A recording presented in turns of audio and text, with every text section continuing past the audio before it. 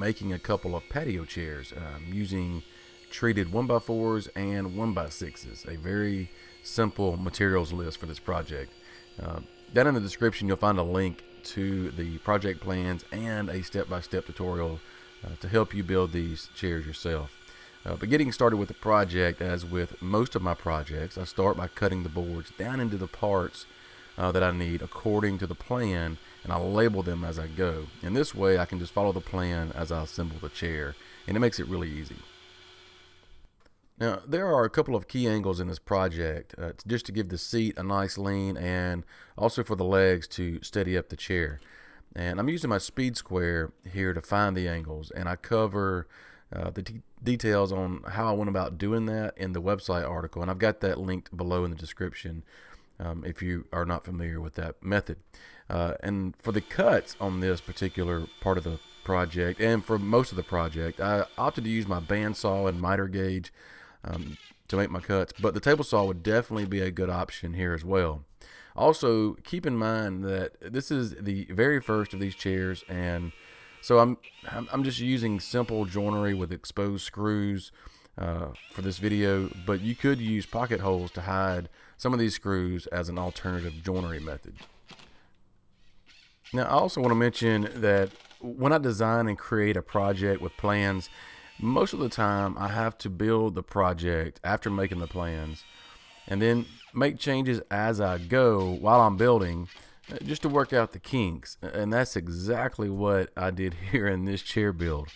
The chair arms that you see are the second version that was created, and the seat back boards here in this clip needed to be trimmed down or ripped a little bit more at this point to allow for movement and just for overall aesthetics.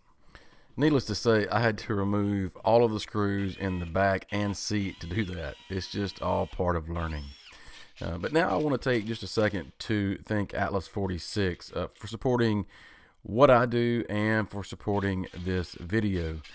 If you're new here, Atlas 46 makes the shop vest that I'm wearing.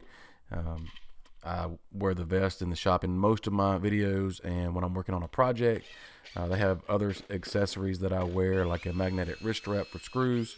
But they're just a really cool company, so you can learn more about Atlas 46 by using the link in the description.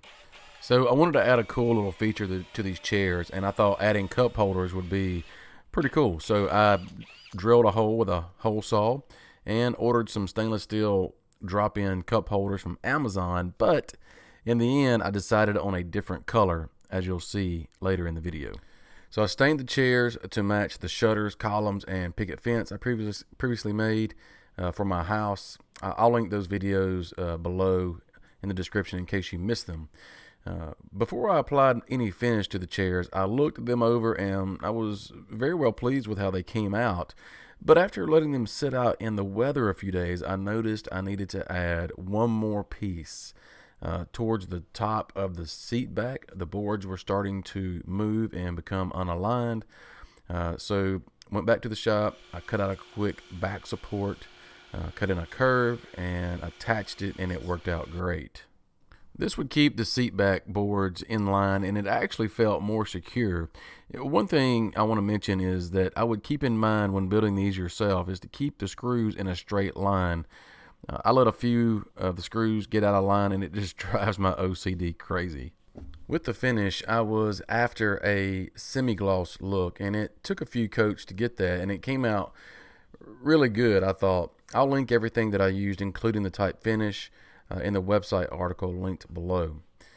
But after the finish dried, I added a couple more finishing touches, one of those being hammered nails, and this is just purely for decoration, which I'm on the fence about. I added them in various places, just where the main joinery is, but let me know what you think about these hammered nails. I'm curious. Leave me a comment below.